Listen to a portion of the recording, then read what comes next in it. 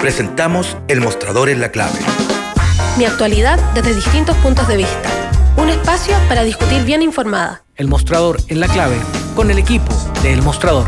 La Clave me escucha. Estamos ya con El Mostrador en la Clave, con nosotros Federico Joanón y Santiago Escobar. ¿Qué tal, muchachos? ¿Cómo estás, Federico? Hola, buenos días. Hola, Chavo. Días, Fernando, ¿cómo estás? ¿Cómo estás? Oye, el presidente de Renovación Nacional, Federico, salió a darle duro a uno de tus blancos favoritos. ¿Quién? ¿La Rulé? Obvio, ustedes tienen algunos blancos dedicados y la Rulé es uno de esos, y ahora Mario Desbordes apuntó justamente a la Rulé, que fue una manera casi de saltarse al presidente, fíjate. Claro, fue una forma diplomática de saltarse al presidente, pero de apuntar a su principal asesor y líder del segundo piso y intocable de la moneda de Palacio. Cambian todos menos él, lo que algo te refleja, ¿no? Y el núcleo duro de la UDI de Libertad y Desarrollo es quien maneja por atrás los hilos, porque ha puesto a toda su gente en todos los ministerios y los organismos públicos, está detrás de las operaciones de marketing, está detrás de las operaciones políticas, y es un tipo muy inteligente, muy astuto, muy low profile. Por eso que si uno no lo nombra, la gente se olvida de él, ¿no? Ahora hay un punto en eso. Sí, hay que recordar que esta situación que se produce entre el presidente de Renovación Nacional, que identifica claramente a Cristian Larroulé como el que está detrás de esta medida que el presidente plantea de tratar de convocar a un grupo de expertos, según dijo, para revisar los criterios de la admisibilidad de los proyectos cuando aquellos eventualmente puedan ser inconstitucionales.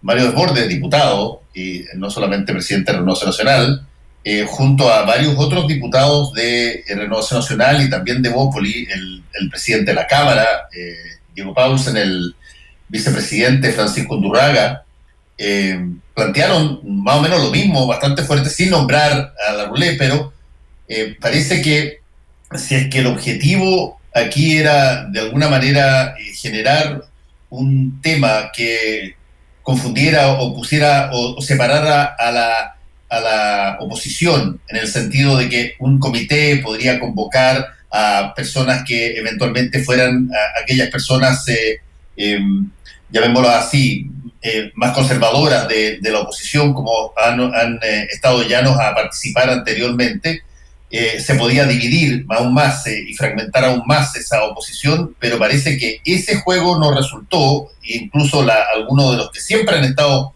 dispuestos a entrar, y tenemos un Negroni en discusión con eso, Federico, de algunos de los que siempre han estado dispuestos a acudir a los llamados del presidente de la República a ser partícipes de un comité o de alguna reunión amplia en estos sentidos, hoy día da la impresión de que aquí se tanteó el terreno y ha sido mucho más duro de lo que probablemente el propio presidente quería. Una típica operación de la Rulé. Y aparentemente no le está saliendo, por supuesto, con la anuencia del presidente de la República, que es el que la planteó a la opinión pública, ¿no? Pero una típica maniobra política de la Rulé que aparentemente no le está resultando, y Desbordes tuvo el coraje político de mencionarlo, porque en la alianza la gente le tiene bastante miedo, temor, porque el factotum en Palacio de la Moneda. Pero Desbordes es un tipo con bastante coraje, y lo nombró, lo mencionó, le puso el foco como autor, padre intelectual de esta operación política hasta ahora fallida, y yo espero que fallida, porque así me voy a ganar un Negroni que tú me vas a tener que pagar. Así es. Santiago. Bueno, mira, a mí me preocupa bastante que estemos conversando y que tengamos que ponerle el foco. Felizmente lo hizo Mario Desbordes desde la institucionalidad, no es solamente el presidente de un partido, del oficialismo, sino además un diputado de la República, sobre una persona que no tiene responsabilidad pública. El señor Larroulé es un ciudadano común y corriente, instalado por voluntad presidencial en un puesto, y resulta que aparece como un factotum, como dice Federico, pero no tiene ninguna responsabilidad pública. Y yo diría lo que instala, y lo que se está instalando, como si fuera un Fouché moderno, ¿no? Lo que está instalando es toda clase de acción constitucional que permita diluir o emboscar los acuerdos políticos que dentro de la institucionalidad se llevan. Yo creo que es bastante grave el asunto por lo siguiente, además, porque el presidente de la República, perdónenme la franqueza, pero no se ve bien. No se ve bien porque este errático sale todos los días con algo nuevo que contradice o tiene una forma guerrillera de enfrentar al Congreso, de enfrentar los acuerdos políticos. Es errático absolutamente, con ocurrencias. Entonces, estamos ante una situación institucionalmente compleja, porque, insisto en este punto, el segundo piso es nada. No existe para nada, excepto para la política dura y pura que se está llevando adelante, pero no tiene responsabilidad pública, no se le puede pedir cuentas, ¿no es cierto? Y entonces todas las cosas explica algo por qué eso. Yo te apoyo, porque no tiene cargo propiamente tal, es solo un asesor. Por lo mismo no se le puede hacer acusaciones, no se le puede, la Contraloría no se puede meter, el Congreso no lo puede fiscalizar porque no tiene un cargo propiamente tal. ¿A eso te refieres? A eso me refiero, exactamente. Es decir, no no hay lo que llaman los norteamericanos, ¿no es cierto?, la accountability, es decir, la responsabilidad en lo público. El señor Larroulé no la tiene. Entonces me da lo mismo si es muy inteligente o poco inteligente, pero la verdad es que la situación institucional, política y social que el país está viviendo, uno de los temas centrales es poner la responsabilidad en lo público por delante, y este no la tiene. O sea, fuera de ser un asesor presidencial, parece tomar decisiones de muy alto nivel.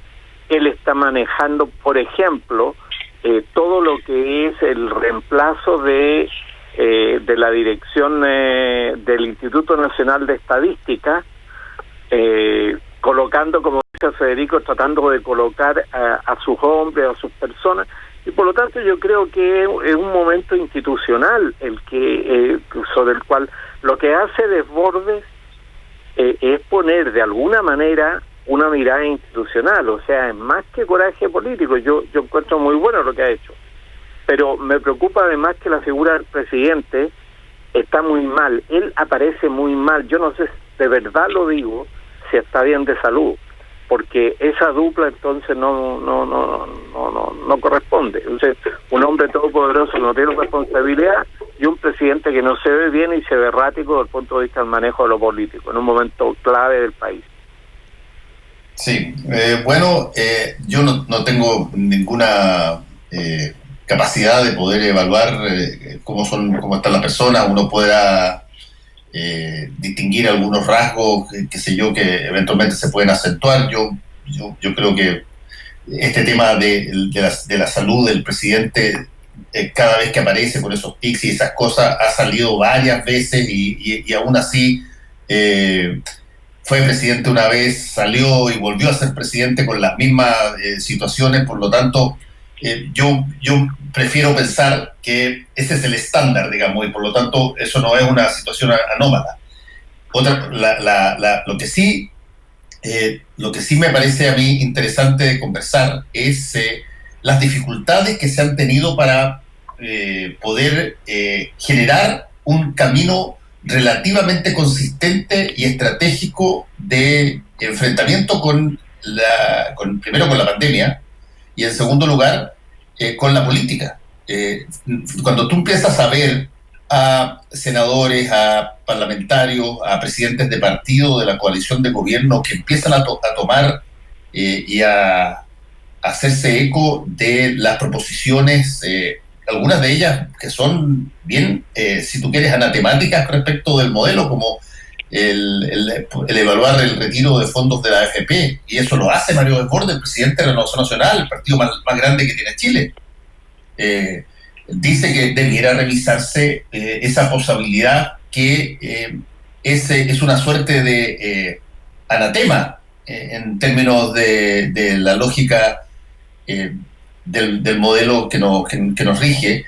Entonces tú lo que ves, lo que yo veo es una figura presidencial que desde el punto de vista práctico no la veo que haya cambiado ni que se haya agravado de antes para ahora nada. Lo que sí veo que cambia es el entorno político, el entorno institucional que responde a la política representativa, y eso sí ha cambiado desde Iván Moreira, que planteó una queja fuerte también al segundo piso por que les ordenaban, acuérdense, votar en contra de una serie de proyectos, y después posteriormente se daban una voltereta y apoyaban estas situaciones, hasta ahora Mario Desbordes con muchos otros, la presidencia y vicepresidencia de la Cámara de Diputados en estos criterios de generar un comité para revisar la admisibilidad. Lo que yo veo, para serte franco, no es un deterioro de la persona del presidente de la República, quien lo veo exactamente igual que en su primer gobierno y como ha sido casi siempre.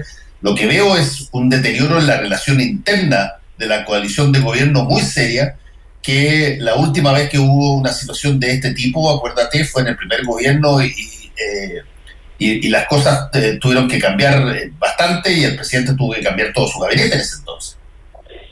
Mira, yo pienso, mi opinión en esto, Fernando, es que está peor. Es decir, el gallinero está más revuelto que en el primer gobierno, incluso. Por lo demás, las crisis son mucho más graves. Son mucho más graves, sí. Esta crisis es mucho más grave que mucho más grave que la anterior, sí. Claro, el estallido social es una cosa que no había ocurrido en no sé, 50 años a lo menos. Desde la revolución de la chaucha, se dice, y yo creo que el estallido social fue más grave por lo que uno ha estudiado. Y después, ahora esta pandemia que no ocurría hace 100 años. Entonces, los problemas son mucho más graves, y el desorden en el gallinero está amplificado, multiplicado por un factor, no sé cuál, pero mucho más desordenado el gallinero que antes. Y tenemos un presidente que no está igual ni parecido a lo que era, está mucho peor que antes. Esa es mi impresión. No sé si es por salud, que se le ve bastante más deteriorado, pero también en su conducción es capaz completamente ambivalente, dubitativo, incoherente. Lo hablábamos ayer, si no me equivoco, Fernando. ¿Cómo es posible que primero pelee con la oposición y con parte de su coalición en ocasiones? Eso es, a veces sí, a veces no, pero por lo menos con la oposición. Una pelea, 4 cambios, así, oye, en pocos meses. Primero, un ambiente, tratar de crear un ambiente de consenso y una especie de revival de la política de los acuerdos. Después, pelea, por distintas excusas. Después, llamado a acuerdos nacionales para arreglar el problema. Y en la primera patada, acuérdate que en el ingreso familiar de emergencia se negó a subirlo a los 100.000 pesos que le pedía la oposición.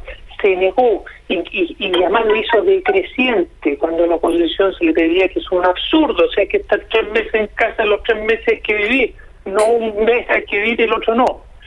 Oye, no hubo caso. Y aprobó el ingreso familiar de emergencia contra viento y marea, porque la oposición la puso contra varios, porque igual era mejor que hubiera algunos pesitos en los bolsillos de la gente que ninguno. Oye, ¿y por qué? Para humillar a la oposición, para ponerla de rodillas.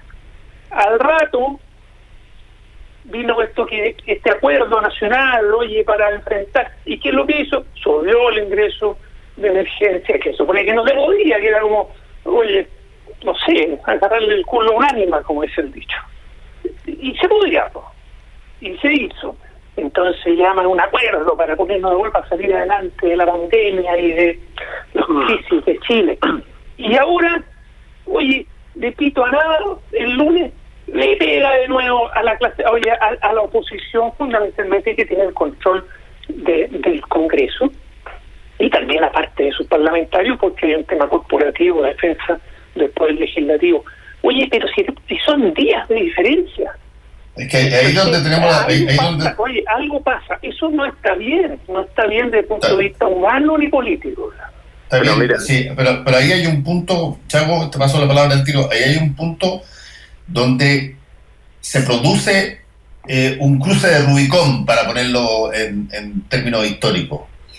Porque cuando tú te vas contra el Parlamento para una cosa de este tipo, y de alguna manera o se ignora o se omite que una de las cámaras está controlada por la coalición de gobierno, que es la Cámara de Diputados, y tú te lanzas con este... Pero es un control formal, Felipe, Fernando, formal porque tienen la testera, pero la mayoría de los parlamentarios son de oposición. Lo que tú quieras, tiene la testera, pero la testera es la que sale a criticar la medida y muy duramente. Además, claro. ¿Y para qué?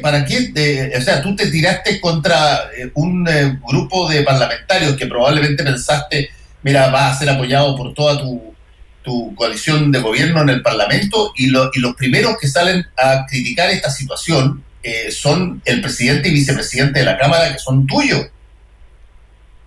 Bueno, mira, ahí tenía una mala operación política, incoherente, sin ningún...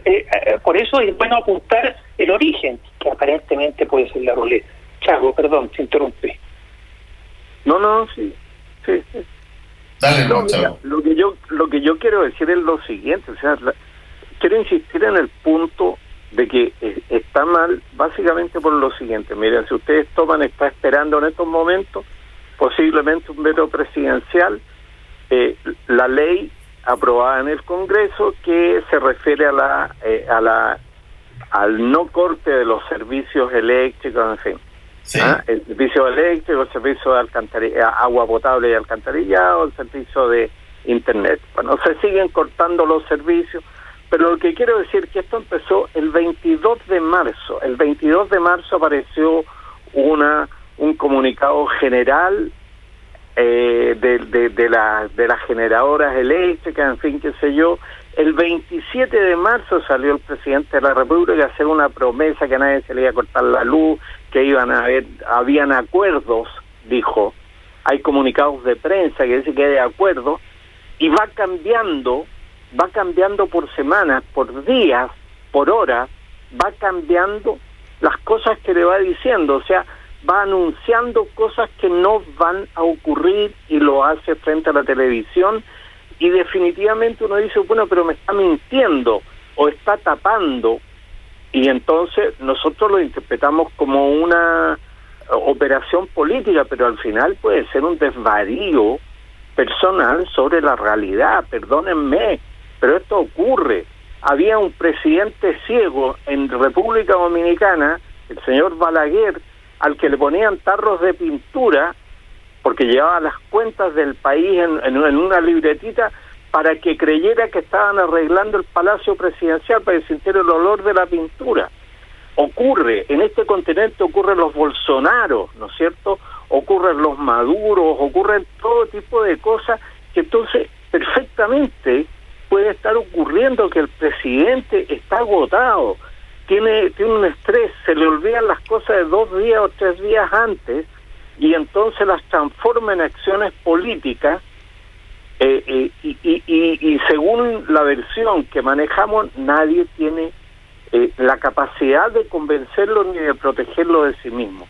Perdónenme, pero estamos hablando de los asuntos institucionales del país en medio de un problema grave. Entonces necesitamos, de verdad, que alguien se haga responsable de esta situación. Si el presidente cambia versiones todos los días y las emprende contra el Congreso, en medio de una situación que necesita diálogo y cada vez nos hace una especie de martes de merino con anuncios. Ayer salió con un anuncio sobre el postnatal que todo el mundo sabe que, ¿no es cierto?, es tratando de tapar la iniciativa de alargamiento del postnatal que apareció en el Congreso, y entonces sale con un proyecto de ley que no tiene fundamento, que no tiene financiamiento, que nadie sabe cómo aplicar, tratando de asimilar un derecho a una situación de cesantía. Obviamente todo eso va a terminar en un desastre. Entonces venimos presenciando esto hace 3 meses. Entonces yo no creo, Fernando, que estemos parados en el mismo punto. Estamos en un punto donde el presidente no se mueve y tiene una conducta, y el problema es que la gente que está alrededor trata de arreglar las cosas que dice. O sea, era lo que ocurría en el gobierno de Reagan. Cuando Reagan lo afectó el Alzheimer, salían a corregirle, cosa inédita en Estados Unidos, pero salían a corregir las versiones escritas de las vocerías que hacía el presidente, pues no se recuerdan. Entonces, es un ser humano. Alguna vez lo dijo su propia vocera en el Palacio, ahora ministra de Deporte. Es un ser humano y puede estar seguramente muy golpeado por todo lo que le pasa, emotivo, etcétera, pero no se ve bien y no es coherente la línea política del gobierno. Entonces, alguien se tiene que hacer cargo de esta realidad, ¿no? Bueno, podemos especular toda la mañana sobre esto, porque efectivamente hay un montón de zigzag y sobre todo hay un deterioro de la relación entre el Ejecutivo y la coalición gobernante que no se veía hasta hace muy poquito. No se vio, por ejemplo, buena parte de esa discusión, salvo por el caso de los hermanos Osandón, Jimeno Osandón en la Cámara de Diputados y Manuel José en el Senado, durante el estallido social. Durante el estallido social hubo mucho más consistencia para poder aglomerar la coalición gobernante, incluso donde tú veías millones de personas que estaban en la calle. Y aquí, buena parte de esto tiene que ver, creo yo, y eso lo podemos conversar también, tiene que ver con que de alguna manera se asoció, y todos asociaron el cómo iba a resultar la administración y el manejo de esta pandemia con resultados políticos favorables o desfavorables al gobierno. En el caso particular del ministro Mañalich anteriormente, él con su vocería estableció un criterio de comparación desde el comienzo, un criterio de comparación exitista y positivo en favor de Chile, que no contemplaba para nada, ni siquiera en el más brutal de los sueños, la situación en la que estamos hoy día. Y cuando eso falla, se falló buena parte de la viga maestra que había para poder generar la confianza de su sector, y ahora entonces con estas otras cosas empieza a de alguna manera desgranarse el choclo en ese sentido. Mira, este presidente, Fernando, es bastante diferente al presidente que se hizo cargo de su primer mandato y enfrentó, con todo lo que uno podía criticarle, enfrentó la reconstrucción del país después del terremoto del 2010. O sea, estamos en una situación totalmente diferente desde el punto de vista institucional. Yo quiero recalcar esto por lo siguiente, porque si hay que proteger al presidente de la República de sí mismo, el problema es que los ejercicios políticos que está haciendo la moneda afectan el funcionamiento de la poca institucionalidad que nos queda. Obligan a que el Tribunal Constitucional se pronuncie ex ante de las cosas que posiblemente le podrían llegar para conocer, obliga a que su propio sector político lo critique desde el Congreso, porque el Congreso está haciendo blanco, yo no sé si de una operación, pero de un ablandamiento brutal. Tiene que resolver problemas con el Poder Judicial, etcétera. En fin, Yo diría que aquí hay un tema muy preocupante de Estado y nos damos cuenta de la fragilidad, y hay un punto más todavía para pensar en llevar adelante la agenda nueva constitución, es que nos damos cuenta que nos vamos quedando en el vacío del punto de vista institucional.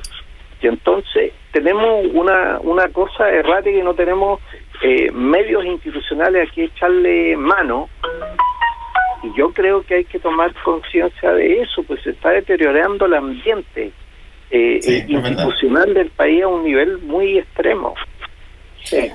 Afortunadamente tenemos un camino constitucional que seguir, y eso puede ayudar a regenerar, reconstituir la institucionalidad en Chile, las confianzas, el sentirse chileno y parte de un mismo país. Hay una gran oportunidad que hay que aprovechar, porque definitivamente la nueva institucionalidad no debiera tener un hiperpresidencialismo como este que estamos viviendo, donde tanto cae en los hombros del presidente de la República, que es un ser humano, y le pueden pasar cosas, y se puede enfermar, puede tomar malas decisiones, y para eso los equilibrios de poderes son muy importantes. Y aquí tenemos un sistema hiperpresidencial con muy poco equilibrio de poder, donde basta con que el presidente no esté bien para que todo se descompagine. Y eso no puede ser. Afortunadamente, necesariamente va a ser parte de la conversación constitucional del sistema político. El sistema político que requiere Chile. Quizás requiera, no lo sé yo, porque van a ser los constituyentes los que lo converten, pero puede ser un presidencialismo moderado, morigerado, con elementos de parlamentarismo, incluido en un sistema presidencial moderado, cosa de que haya más equilibrio de poderes, se atenúen las malas decisiones, se potencien las buenas. Hay países donde han logrado un sistema político mucho más racional y razonable que el que tenemos acá. Si el que tenemos acá es un absurdo. Cada vez se muestra más el absurdo de este hiperpresidencialismo. Enhorabuena, viene un calendario constitucional, plebiscito 25 de octubre, y de ahí en adelante hay que pensar en Chile y el Chile que queremos, ¿no? Sí, ahora yo creo que ninguno de nosotros lo suficientemente ingenuo como para creer que no van a haber de alguna manera espolonazos de aquí al 25 de octubre para, por cualquier razón que sea, intentar modificar, no sé si todo, pero modificar alguna de las partes de lo que es eso. Ya de hecho se ha establecido aquello. La idea que plantea el senador Alamán de convertir en el nuevo Parlamento en la constituyente sin necesidad de pasar por plebiscito es una ficha que se tira arriba de la mesa para ver si que las apuestas están ahí o no están. Seguro. Oye, seguro que van a tratar de espolonear y de sabotear el proceso constituyente los amantes de la Constitución de Pinochet, pero seguro, porque tienen miedo. Oye, los miedos mueven a la gente para bien o para mal, y aquí hay gente que tiene miedo a cambiar la Constitución porque está muy cómodo con la Constitución de Pinochet, tiene miedo, y esto es fruto del miedo, y van a haber intentos. Yo espero que no les resulten. Bueno, hagamos una pausa y después Chago, y seguimos conversando. ¿Qué hacer en caso de aislamiento domiciliario? Mantén la limpieza y ventilación de la casa. Come saludablemente y respeta las horas de sueño. Realiza actividades y rutinas diarias. Sal de tu casa solo si es necesario. No adquieras más mercadería de la que necesitas. Realiza tus trámites y pagos por internet. Infórmate en fuentes oficiales. Hazlo por ti y por todos. Más información llamando al 600-360-7777 o en gov.cl. Cuidémonos entre todos. Ministerio de Salud. Gobierno de Chile. A los medios lo único que les interesa es competir. Se llenan de discursos repetidos. Nadie escucha. En este mundo donde el que se adapta mejor es el que sobrevive. Aquí quisieron arriesgarse y adaptarse a una manera diferente y totalmente opuesta al resto. Es por eso que han decidido entregar los micrófonos a la gente. A nosotros. Porque somos la fuerza y la confianza. La gente transforma todo. y transformaremos la manera de comunicarnos. La gente será nuestra voz. La clave me escucha.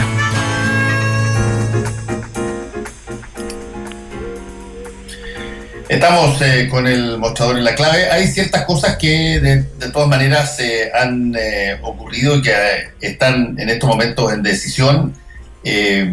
Federico y Chavo, por ejemplo, aparte del sacudón, no estoy refiriendo al temblor que acaba de pasar, que creo que fue 5,4 en el norte.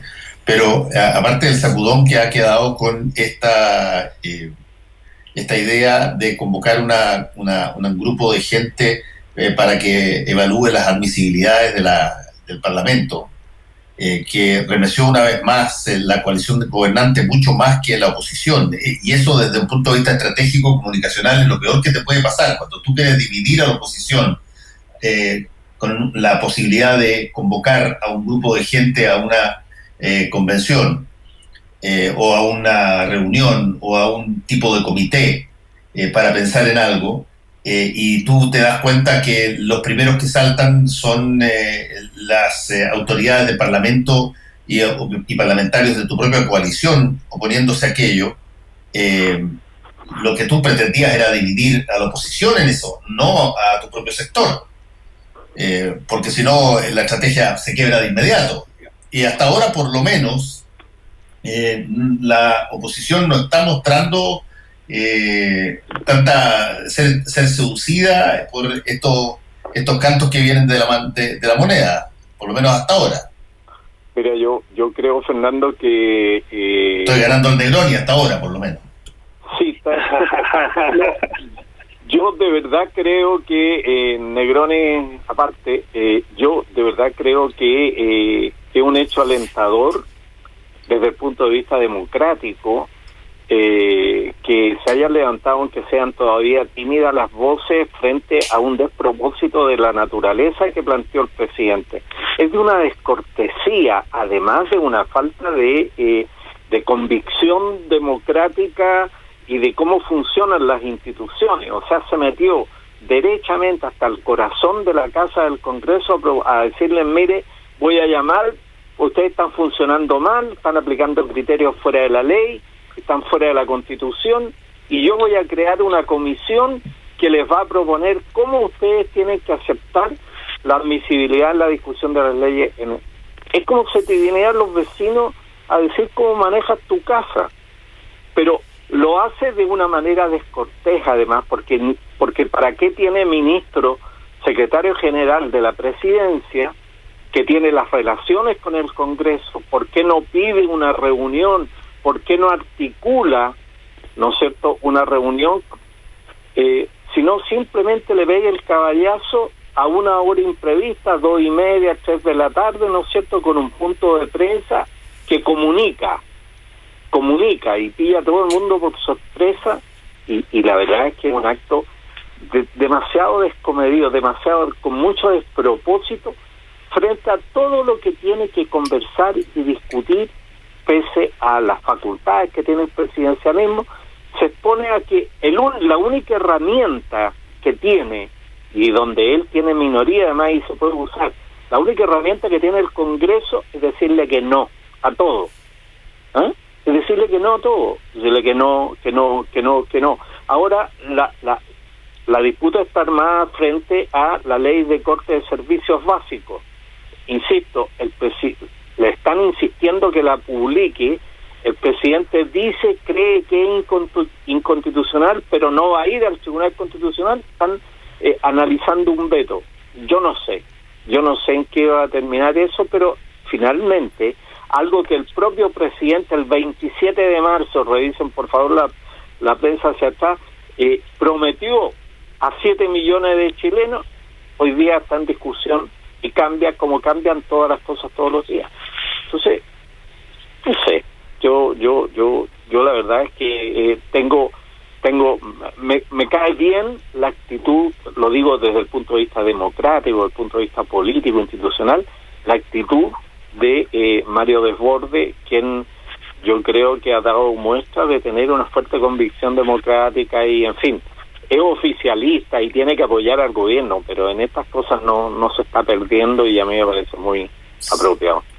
Ya, pero estos clinch, para usar un lenguaje boxístico, estos clinch no pueden durar demasiado en un gobierno presidencialista extremo, no puede. Tanto así que cuando en el primer gobierno del presidente Piñera se produce el clinch, esa vez con la UDI, por la lógica de los ministros tecnocráticos versus los ministros políticos, cuando se produce eso, no dura mucho y después de toda la algarabía por el rescate de los mineros y cosas así, ya la situación empieza a enfilar hacia un deterioro que termina con este cambio de gabinete donde el presidente tiene que llamar a una serie de senadores y parlamentarios para que entren al ministerio.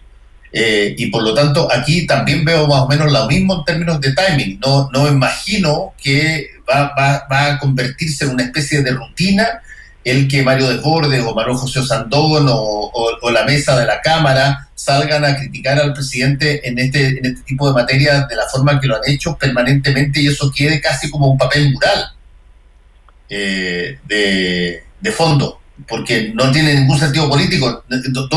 ¿Qué gana la coalición de gobierno con eso? Nada.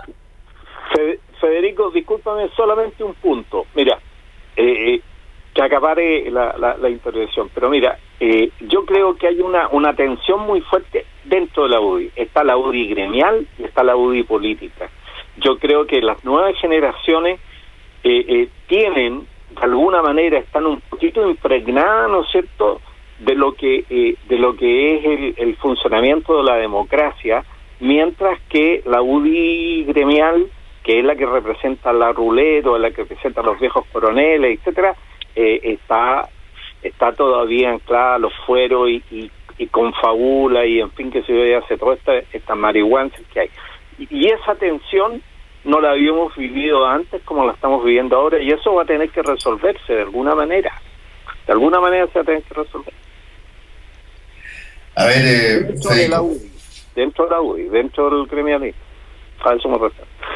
Igual todo esto, oye, a mí me parece que tiene mucho también de planificación, como hablábamos ayer, si no me equivoco, Fernando, de planificación política, marketing. Porque estamos hablando de esto, está hablando muchos analistas y gente que se dedica a la política, hablando de esto y sacándole el foco a cuestiones más importantes desde el punto de vista del día a día de la gente, y que tenía el grado de tolerancia de la gente súper agotado, y la gente está muy cabreada con justa razón, que el tema del enfrentamiento de la pandemia y la crisis económica o pandemia económica que lleva la sanitaria. Mira que llevamos días desde ese punto de prensa del presidente Piñera a lo Miguel Chávez, ¿no? Chávez gobernaba así, a punta de declaraciones y conferencias de prensa. Le falta un programa a los presidentes para estar más parecido todavía, aunque sea paradójico, porque el que tanto odiaba al gobierno venezolano, ¿no? Desde ese punto de prensa en adelante estamos conversando de esto, que es un tema importante, porque es un desacople institucional importante, si no digo que no, pero dejamos de poner el foco en los errores del manejo de la pandemia sanitaria y económica, y cómo durante la época Mañalich se ocultaron 2/3 de los muertos producto del coronavirus, cosas gravísimas, y no estamos hablando de eso. Entonces, en ese sentido, quizás la operación planificada por la RULE fue exactamente eso, ¿sí? Para abrir el juego en términos futbolísticos para que se hable de otras cosas y modificar un poquito, atenuar un poco la presión, la olla de presión que existe razonablemente y entendiblemente por el tema del manejo de pandemia económica y sanitaria. A ver, pero ojo, pero con esto termino, pero ojo, porque todo esto es como una especie de temas de élite. Es decir, Sí, hoy la ciudadanía en la calle no está preocupada de esto que estamos hablando nosotros, está preocupada de otro. Afortunadamente la ciudadanía no... De comer y que no puede salir, y si sale se aplica multa, pero tiene que salir porque no puede sino traer comida a la casa, ¿no? Sí, bueno, afortunadamente la apuesta nuestra es la que va a definir un poco si es que tiene éxito o no tiene éxito esta situación, porque básicamente suponiendo de que lo que tú dices es correcto, es decir, de que esta es una operación ad hoc, planeada, planificada para, qué sé yo, encubrir otro tipo de cosas y para dividir a la oposición y ver, todo eso funciona si obtienes el objetivo. Oye, Fernando, algo de eso, son interpretaciones complementarias. También tiene lo que hablábamos al comienzo de incoherencias del presidente, así tiene de todo un poco. Bueno, vamos a verlo en el corto plazo, porque el presidente, cuando dice de que va a convocar a un grupo que estudie las admisibilidades parlamentarias, lo que dice básicamente es que va a contactarse con personas que eventualmente puedan integrar ese grupo. Hasta ahora yo no he conocido de nadie que haya sido contactado, pero eventualmente en algún momento dado esta idea se plasma en un grupo de personas que he presentado al país, o languidece y se deshace con un fracaso estrepitoso porque nadie estuvo dispuesto a ser parte de eso. Y entendiendo, Fernando, bueno, esa es la apuesta que tenemos. Acuérdate que, mira, esto es exactamente igual. Es exactamente igual que cuando se hizo la mesa. Perdona, Chavo. Esto es exactamente igual que cuando se hizo la mesa en el tiempo de Patricio Aylwin, la mesa para discutir entre militares y los abogados de derechos humanos para discutir lo que había pasado y la situación de víctimas de la dictadura. Ahí todo lo que importaba era que hubiese representantes de las Fuerzas Armadas ahí que estuvieran dispuestos a conversar y plantear este tipo y responder a las cosas que le iban a decir los abogados de derechos humanos. Era importante que estuviera Pamela Pereira, sin duda. Era importante que estuviera Alejandro González, sin duda. Pero era mucho más importante que el ejército pusiera a su representante, porque eso hacía que eventualmente de aquí pudiera salir algo constante, sólido y con por lo menos información fidedigna. Aquí estamos en la misma situación. Una reunión o convención o comité que el presidente pide para este tipo de cosas, si es que no hay gente de oposición, vale cero. Bueno, cero. Fernando, y por lo tanto ahí vamos a ver uno de los se la hubiere también. Dale, mira, yo creo que pueden encontrar gente de oposición porque se sientan a conversar. Se trata de un comité que le va a decir, ¿no es cierto?, que ya lo han dicho algunos parlamentarios de derecha, algunos parlamentarios oficialistas, que es con buena intención, con buena intención. Entonces el presidente, no, yo voy a hacer una comisión para proponerle al Congreso. Entonces aparece muy loable, pero lo hace en medio, la forma en que lo hace, la forma en que lo dice, tiene cara de tigre, ¿ah? Es un león. De la forma que le dice, parecía león, pero no es león. Entonces, en el caso de las Fuerzas Armadas, el problema que tuvimos es que nunca han contado la verdad. En cada vez que se han sentado no han contado la verdad. Ahora, tampoco hay verdad puesta sobre la mesa. Yo de verdad creo que lo que está discutiendo la gente, además en la calle, es que lo que el presidente se permitió en el cementerio no se lo puede permitir ningún chileno. Entonces es una situación especial de privilegios que no se lo puede permitir, y están yendo todos al cementerio 222, 226 o 250 personas promedio muertas en el día por el coronavirus, que es la preocupación de la gente, que tienen que ir a enterrar a sus muertos de una manera totalmente diferente a cómo va a enterrar los suyos el presidente de la República, sin protocolo. Sí. Lo conversamos ayer. Ese fue uno de los temas que se taparon con exacto, pero lamentablemente en esta situación que vivimos está todo vinculado, porque está todo resumido en una forma institucional de gestionar la sociedad de plantearle problemas a la ciudadanía, y de alguna manera entonces esto tiene que tener templanza, como dicen, tener, como se dice en teología, tener la templanza del gobernante es muy importante. Y si por algún motivo, que yo creo de verdad que se ve mal, el presidente cabeció en 40 segundos, según el video que se filtró desde el cementerio, 24 veces en 40 segundos. Tosía o tenía una actitud de bajar la cabeza, no se veía bien. Es una persona acongojada en un velorio, en un funeral, digamos, normal. Pero el presidente de la República se paró, abrió el cajón, todo el mundo lo vio, todo el mundo escuchó el video, etcétera, etcétera. No lo abrió él, se lo abrieron para él. Bueno, ya, pero da lo mismo, le puso la mano encima. Sí. Da lo mismo. Sí, no. Mira, Fernando, no, la precisión no va. A esta altura, lo que digo es que es un sistema, esos sistemas de privilegio, en fin, que sé yo, lo que se compra, todo eso lo está discutiendo la gente. Lo que el deber del periodismo es poner el foco en el problema central, a mi modo de entender. Y el problema central está dado porque tenemos una pirámide, y la punta de la pirámide está Roma, porque el presidente no se ve bien, y entonces tenemos un personaje en la sombra, supuestamente operando o confabulando o presentando toda esta política errática.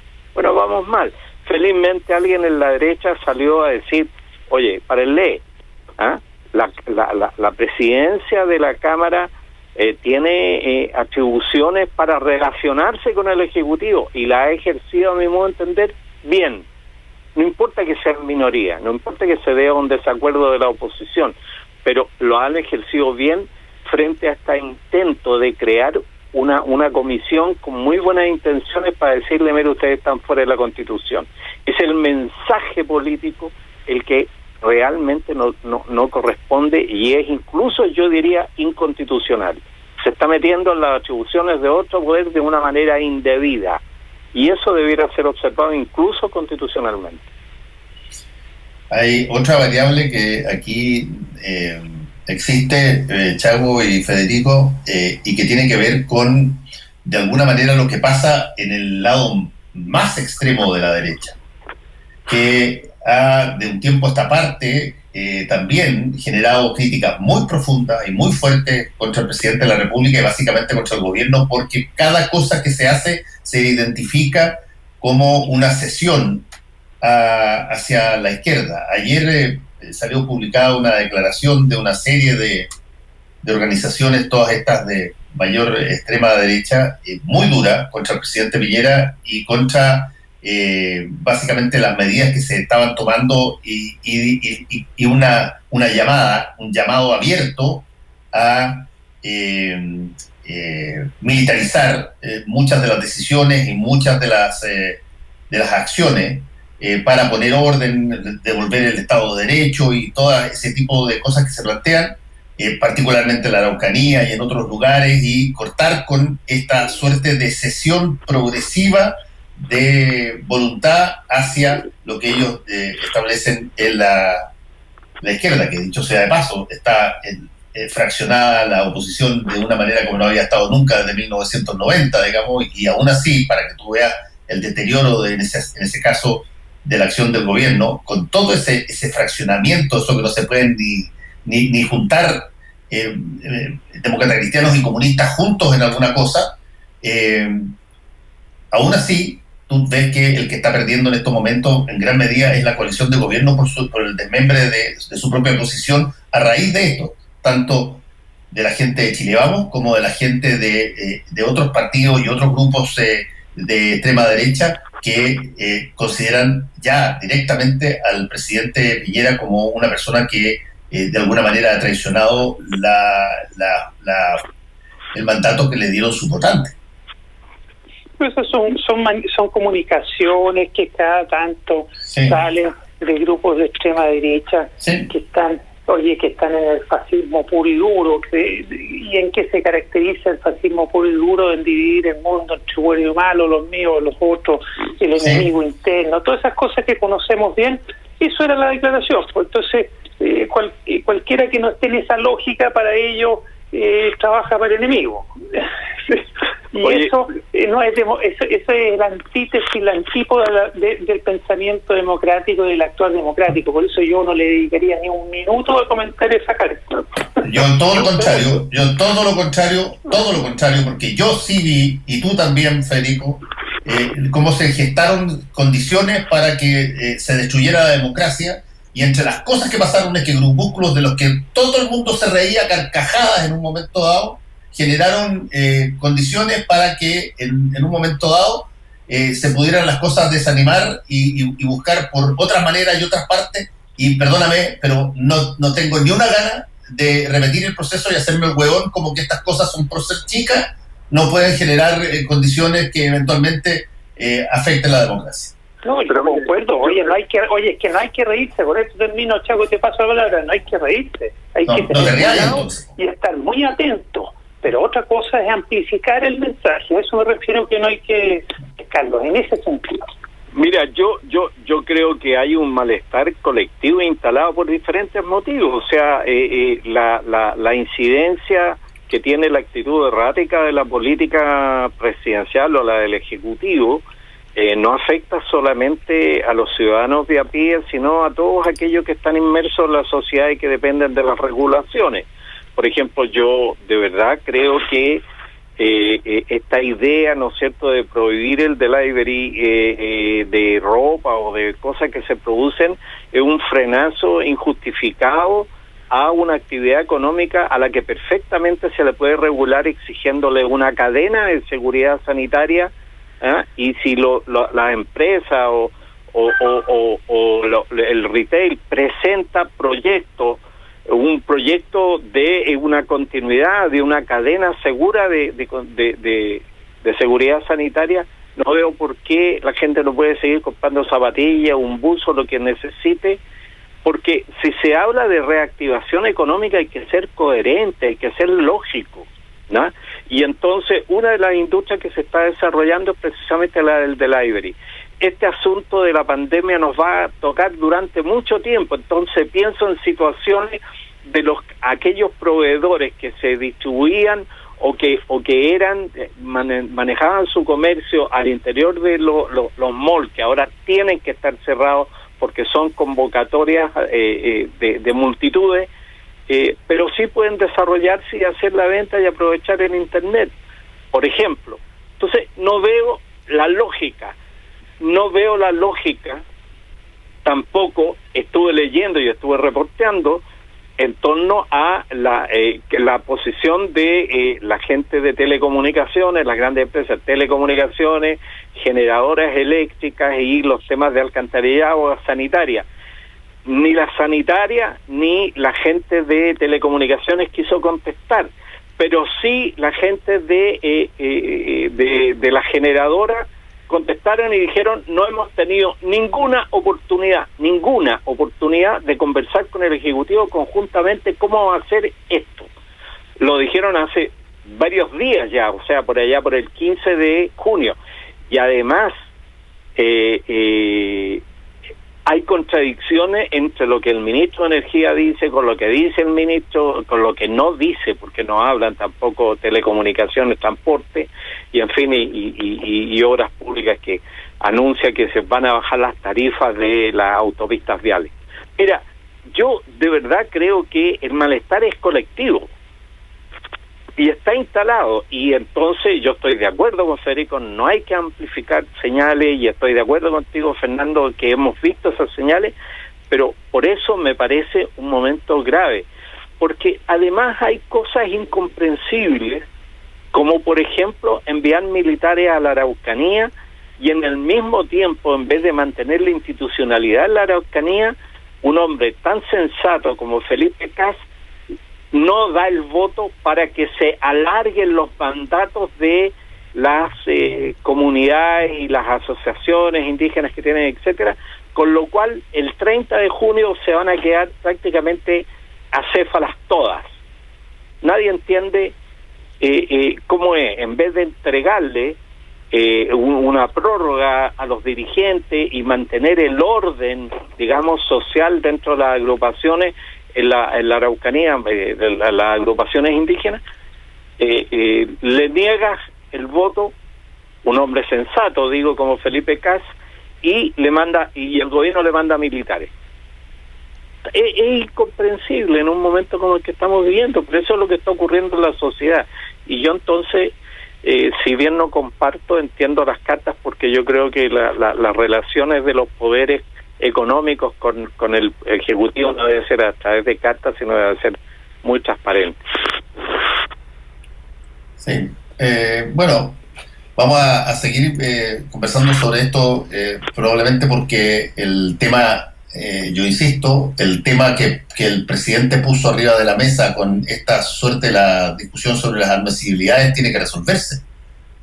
Lo que sería ya probablemente señal, y en eso quizás me sumaría a ti, Chavo, lo que sí sería así realmente patético es que esto de pronto quedará en nada, en cero. ¿Qué pasó con el comité? ¿Qué va a ser? Yo creo que estás equivocado, Fernando, en eso. Permíteme mi perspectiva al respecto. El tema debiera quedar en nada, porque en la actual constitución hiperpresidencialista que tenemos existe el mecanismo que tiene el presidente para solucionar el problema si es que los diputados legislan más allá de lo constitucional. Ya, pero convengamos, no hace falta modificar nada al interior del Congreso. Si que la cosa no resulta, tiene veto presidencial y tiene la posibilidad de recurrir al Tribunal Constitucional. Es decir, no va a pasar nada. Esto es una operación, un volador de luces que nos tiene a todos conversando de esto y tiene crispada la política, incluso con visos de colisión institucional. Ahí están los negrones puestos sobre la mesa. No están los negrones puestos sobre la mesa porque estamos hablando de dos cosas distintas.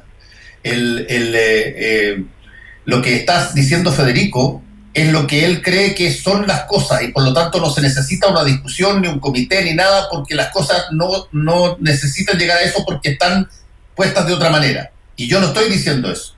Yo estoy diciendo otra cosa. Yo estoy diciendo que si es que un presidente de la República anuncia que va a llamar a un comité para aprobar esta situación y no lo llama, no es, perdónenme, pero no es porque él se dio cuenta después del anuncio que en realidad la admisibilidad estaba contemplada por la Constitución en otra parte y que era una...